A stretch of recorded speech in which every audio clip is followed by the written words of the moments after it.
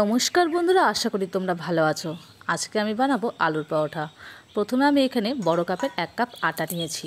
তার মধ্যে সামান্য লবণ দিয়ে একটু আটার সাথে মিলিয়ে নিলাম।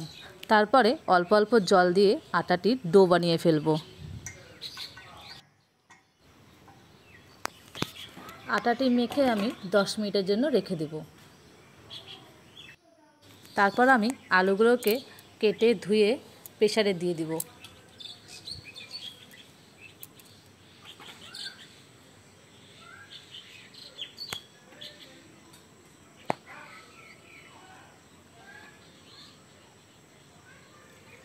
আমি আলুগুলোর খোসা ছাড়িয়ে নিয়েছি।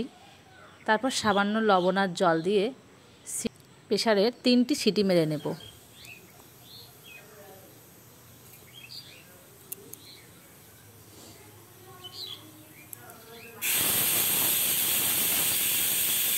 আমার আলু সেদ্ধ করা হয়ে গেছে।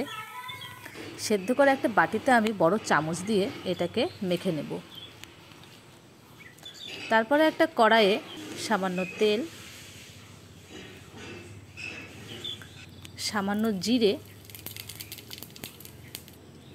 আর অল্প একটু পেঁয়াজ কুচি দিয়ে নেড়ে চেড়ে নেব। তার মধ্যে লবণ আর আদা রসুনের বাটা, তারপর আলু দিয়ে লঙ্কার গুঁড়ি দিয়ে আমি এটাকে ভালো করে মিলিয়ে নেব।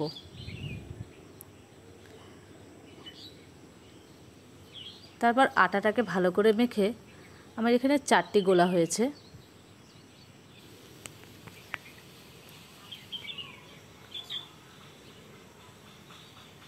আমি হাত দিয়ে আটাটিকে ভালো করে সরিয়ে সরিয়ে নেব। আপনারা চাইলে বেলনি দিয়েও করতে পারেন। তারপরে 1 চামচ এখানে আমি আলু দিয়ে দিব।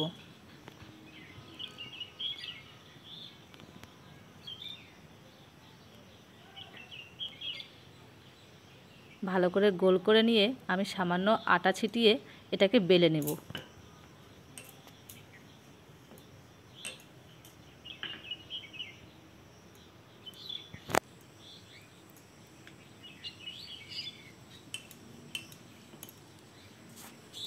বেলার সময় হালকা হালকা করে বেলতে হবে, না হলে ভেতর থেকে আলুগুলো বেরিয়ে যাবে।